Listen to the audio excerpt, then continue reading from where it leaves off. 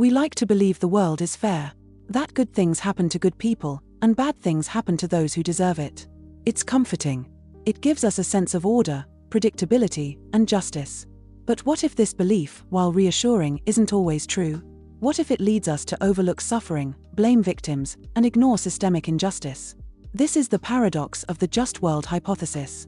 First introduced by social psychologist Melvin Lerner in the 1960s, the just world hypothesis suggests that people have a psychological need to believe that the world is fundamentally just. That people get what they deserve and deserve what they get.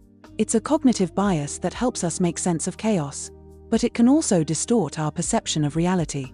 Lerner's research began with a simple observation: when people witnessed others suffering, they often tried to rationalize it. Instead of acknowledging the randomness or injustice of the situation, they looked for reasons why the victim might have brought it upon themselves. Maybe they made poor choices. Maybe they weren't careful. Maybe they weren't good people. This tendency isn't rooted in cruelty, it's rooted in fear. If bad things can happen to good people, then we're all vulnerable. But if we convince ourselves that victims somehow deserved their fate, we can preserve the illusion of safety. We can believe that by being good, careful, or smart, we'll be protected. The just world hypothesis shows up in everyday life.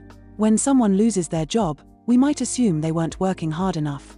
When someone is assaulted, we might question their behavior or choices. When someone gets sick, we might wonder if they neglected their health. These reactions aren't just unfair, they're dangerous. They shift blame away from perpetrators, systems, or chance, and place it squarely on the victim. This bias is especially visible in how society treats poverty.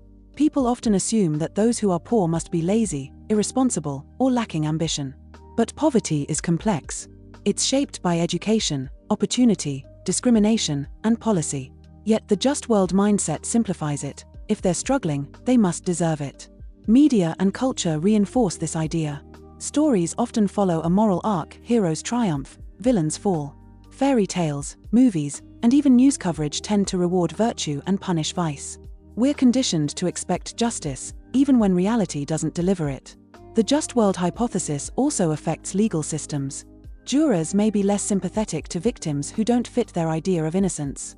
Judges may unconsciously assign harsher sentences to those they perceive as morally flawed. And public opinion often turns against victims who challenge the narrative of deserved suffering. But the consequences go beyond judgment, they affect empathy. When we believe people get what they deserve, we're less likely to help. We may feel detached, indifferent, or even smug. This erodes compassion and undermines social support. So how do we counteract the just world bias? First, we must recognize it. Awareness is the first step toward change. When we catch ourselves making snap judgments, we can pause and ask, am I assuming they deserved this? Why? Second, we can cultivate empathy. Instead of looking for reasons to blame, we can look for ways to understand. Every person has a story. Every situation has context.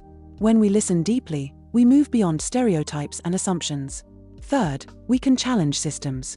Injustice isn't always personal, it's often structural. By advocating for fair policies, inclusive practices, and equitable opportunities, we can help create a world that's not just comforting, but truly just. And finally, we can embrace uncertainty. The world isn't always fair. Bad things happen to good people. Good things happen to bad people. It's messy. But acknowledging that messiness doesn't mean giving up, it means growing up. It means facing reality with courage, compassion, and clarity. The just world hypothesis reminds us of our deep desire for fairness. But it also warns us against oversimplification. Justice isn't automatic, it's something we must work for. And sometimes, the most just thing we can do is to stand with those who didn't get what they deserved. Justice isn't about comfort, it's about truth.